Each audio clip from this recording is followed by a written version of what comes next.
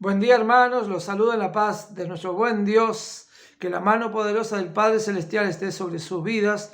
Damos gracias al Padre Celestial por un día más de vida. En el día de hoy quisiera compartir un pasaje con ustedes que está allí en el Antiguo Testamento, más precisamente en el libro de Samuel, segunda de Samuel, en el capítulo 12. Así que vamos al Antiguo Testamento, segunda de Samuel 12, y vamos a leer del versículo 1 hasta el versículo 7, ¿sí? Y trata de la historia donde Natán amonesta a David. Así que leemos las Sagradas Escrituras en nombre del Padre, del Hijo y del Espíritu Santo. Natán amonesta a David. Segunda de Samuel, capítulo 12. Jehová envió a Natán a David, y viniendo a él, le dijo: había dos hombres en una ciudad, el uno rico y el otro pobre. El rico tenía numerosas ovejas y vacas, pero el pobre no tenía más que una sola corderita, que él había comprado y criado, y que había crecido con él y con sus hijos, juntamente comiendo de su bocado y bebiendo de su vaso, y durmiendo en su seno, y la tenía como a una hija. Y vino uno de camino al hombre rico, y éste no quiso tomar de sus ovejas y de sus vacas para guisar para el caminante que había venido a él, sino que tomó la oveja de aquel hombre pobre y la preparó para aquel que había venido a él. Entonces se encendió el furor de David en gran manera contra aquel hombre, y dijo a Natán: vive Jehová, que el que tal hizo es digno de muerte, y debe pagar la cordera con 4 tantos, porque hizo tal cosa y no tuvo misericordia. Entonces dijo Natán a David: tú eres aquel hombre. Amén. Dejo acá por la mitad del versículo 7 que nos va a servir para el mensaje de hoy. Esta historia es una historia muy conocida, ¿sí? Creo que ya fue hablada allí, predicada en este grupo, ¿sí? Una historia que probablemente ya han escuchado varias predicaciones, ¿sí? Sobre este momento en la vida de David, ¿sí? Pero aquí primero quería resaltar un personaje que a veces son personajes que a veces aparecen como secundarios, pero que en lo que es el Evangelio, en lo que es el camino del Señor, a veces esos personajes tienen una importancia tremenda para que se cumpla la palabra de Dios. Y es el profeta Natán, que es de esos personajes que a medida que empecé a leer la Biblia y a conocerlos, la verdad que tengo un interés y un cariño especial, ¿no? Por esos personajes como Natán, como Ananías, después en la historia de Pablo, ¿sí? Natán, ese profeta de Dios, ¿sí? Natán era el consejero de David, el consejero del hombre más poderoso en ese momento, ¿no? Del rey David, pero no era solo consejero, sino que le tocaba direccionar al rey David, pero le tocaba exhortar, le tocaba confrontarlo. Qué tarea bien difícil que tenía el profeta Natán, ¿no? Porque en verdad, en más de una oportunidad, lo que va a hacer el profeta Natán es confrontarlo al rey, ¿no? Como en este caso, después también le va a tocar decir a David que él no va a construir el templo, sino que va a ser su hijo, va a ser Salomón, ¿sí? Entonces, ardua tarea tenía este hombre de Dios, ¿no? No solo aconsejar, no solo decir lo que el rey quería escuchar, sino ser boca de Dios y dar el mensaje, la palabra que Dios determinaba, ¿no? Así fuera contraria a la voluntad de David, ¿no? Entonces, qué importante el papel que cumple este hombre de Dios, este profeta de Dios, el profeta Natán, ¿sí? Que estuvo ahí durante el reinado de David, ¿sí? Que fue uno de los profetas que guió a David, que exhortó a David, que confrontó a David, como lo que vemos aquí en estos versículos del capítulo 12 de Segunda de Samuel, ¿sí? Esta historia muy conocida, ¿no? Todos sabemos lo que David había hecho, cómo se había acostado con la mujer de Urías, cómo había tramado para que sucediera la muerte de Urías, ¿sí? Y cómo Dios les dio esta estrategia tremenda, ¿no? Para el profeta Natán, porque él llegó y lo confrontó a David, pero de una manera espectacular, ¿no? Con una estrategia que dejó este hombre, que era un hombre de batalla, un hombre que estaba siempre con la espada en manos, lo dejó desarmado, ¿no? La estrategia que le dio Dios a este profeta Natán, ¿sí? Esta historia que él le cuenta a David y cómo eso causa el furor de David contra ese hombre, ¿sí? Que le había dado, que había matado la única ovejita del otro para dar a un visitante. Bueno, y cuando Natán confronta a David y le dice que él es ese hombre, bueno, qué tremendo esto, cómo esto va a causar en David un quebrantamiento, ¿sí? Un quebrantamiento. Y aquí vemos la diferencia entre David y Saúl, por ejemplo, ¿no? Si vamos un poquito más atrás en el tiempo, al antecesor de David, al rey Saúl, creo que ahí vemos la gran diferencia entre David y Saúl. David, cuando fue confrontado por este profeta, por este hombre de Dios, ¿sí? David se quebrantó. David reconoció su pecado y se postró, adoró a Dios, se postró, pidió misericordia del Padre Celestial, ¿no? Y la historia sigue, pueden seguir leyendo aquí el capítulo 12, ¿sí? Que nos va a contar toda la historia de lo que pasó a consecuencia de esta confrontación, de esto que le dijo el profeta Natán, que fue boca de Dios para la vida de David, ¿no? Y cómo David, bueno, se quebrantó, reconoció su pecado y pidió la misericordia de Dios. Creo que esa es la gran diferencia de David con el profeta Saúl, porque el profeta Saúl también vivió las maravillas de Dios.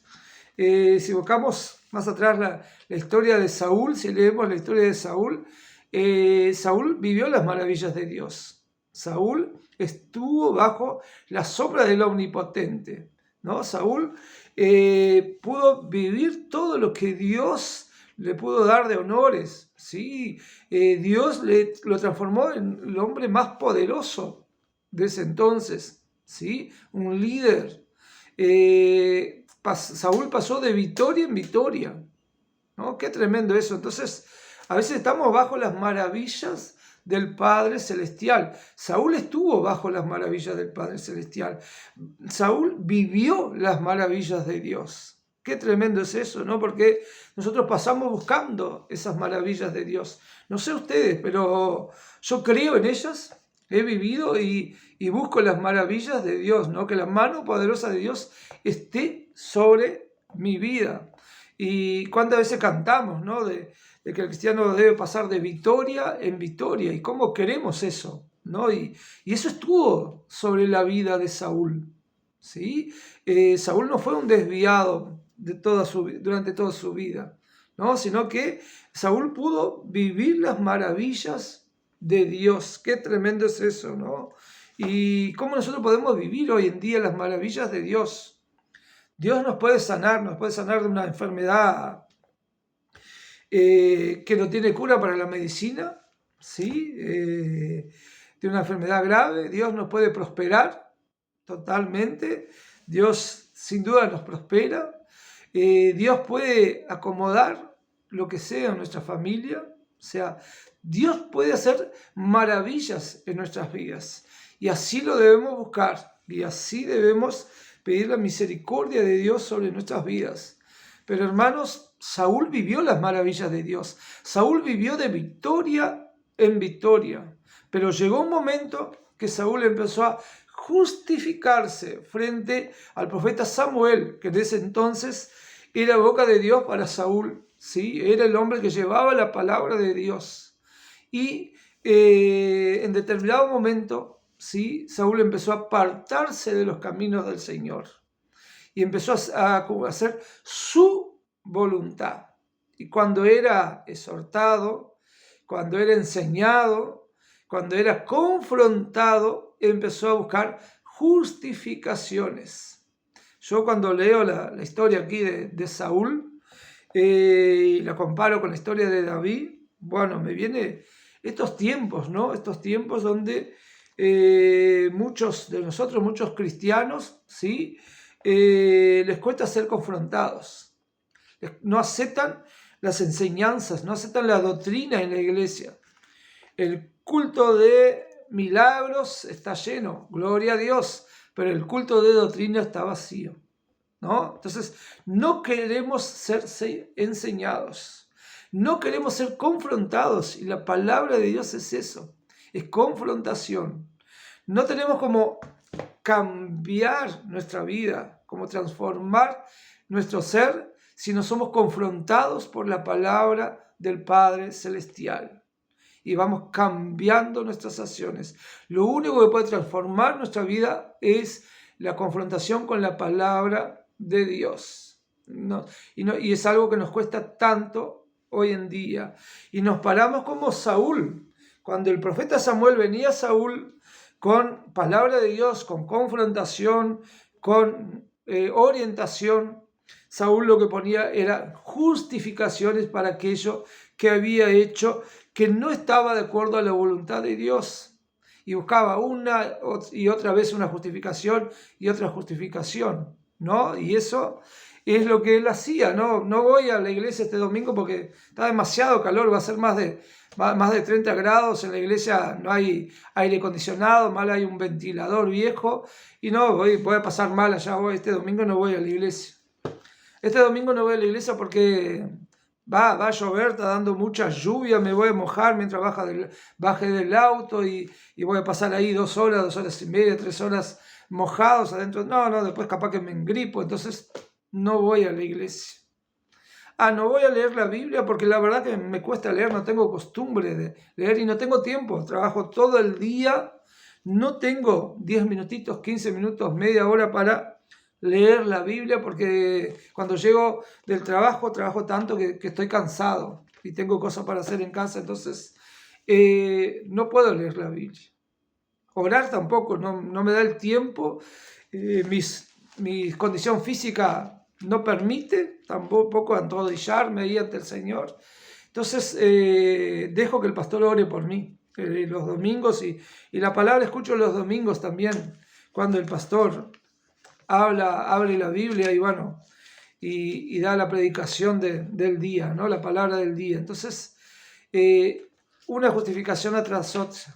Y mientras Saúl se justificaba para no cumplir lo que Dios le decía, lo que Dios había propuesto para su vida, Saúl se alejaba de Dios, ¿no? Saúl supo caminar con Dios y caminar de victoria en victoria y supo ver las maravillas de Dios, supo estar bajo el abrigo del Altísimo.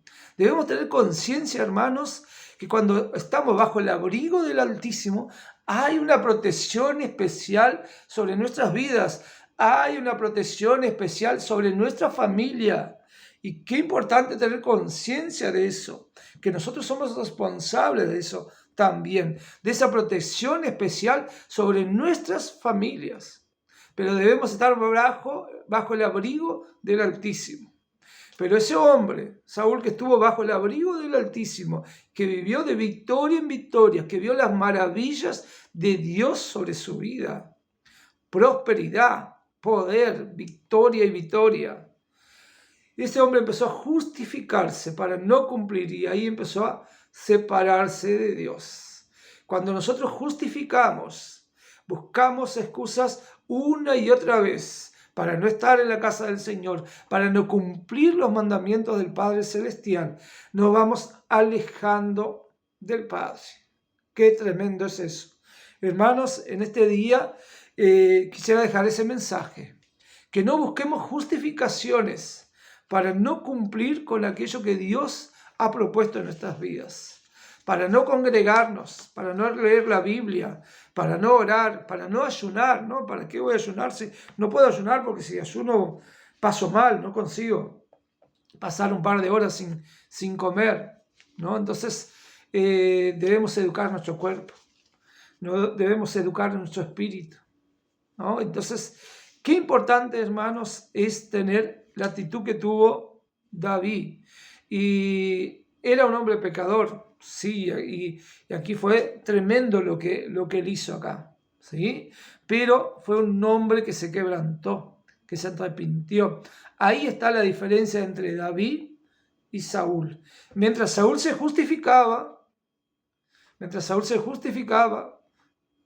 David se quebrantaba ante Dios y adoraba al Padre Celestial.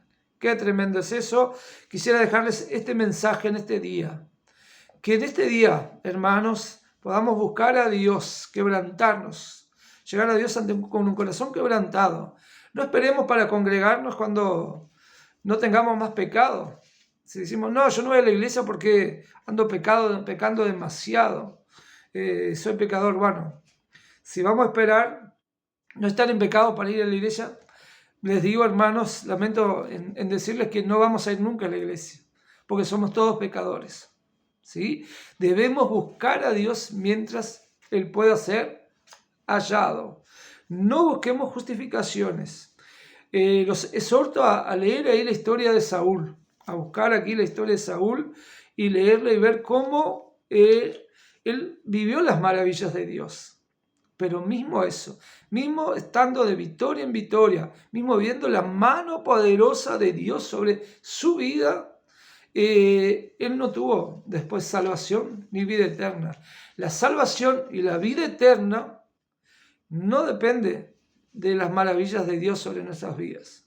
No depende de eso. Podemos vivir como este hombre. Este hombre vivió maravillas de Dios sobre su vida. Vivió de victoria en victoria, pero no tuvo salvación y vida eterna. Que nuestro foco esté en la salvación y en la vida eterna, y que las maravillas de Dios vengan sobre nuestra vida. Gloria a Dios. Y así lo buscamos, ¿no? Sanación, liberación, prosperidad. Eso debemos buscar y está bien que así sea. Pero que nuestro foco, que nuestra prioridad esté en la salvación y en la vida eterna, en el Evangelio de Cristo Jesús. Eso debe ser nuestra prioridad. Y ahí las maravillas de Dios van a estar sobre nuestras vidas. Que tengamos conciencia en este día, hermanos, que cuando estamos bajo el abrigo del Altísimo, hay una protección especial sobre nosotros. Es inexplicable, humanamente inexplicable. Los médicos no van a entender por qué te sanaste, cómo te sanaste, lo que era imposible para ellos. La gente va a mirar y no va a saber por qué prosperás y cómo se da esa prosperidad en tu vida. La gente no va a entender por qué hay paz en tu hogar. Y es porque estás bajo el abrigo del Altísimo. Hermanos, los saludo en la paz de nuestro buen Dios. Que este día podamos dejar de lado las justificaciones, las excusas y buscar estar bajo el abrigo del Altísimo. Quebrantar nuestro corazón. Venir al Padre Celestial y decir, soy pecador y sin ti no puedo. Tú eres mi sanador, tú eres mi proveedor, tú eres el que me trae la paz. Los saludo de la paz de nuestro buen Dios. Que tengan un día bendecido. Amén.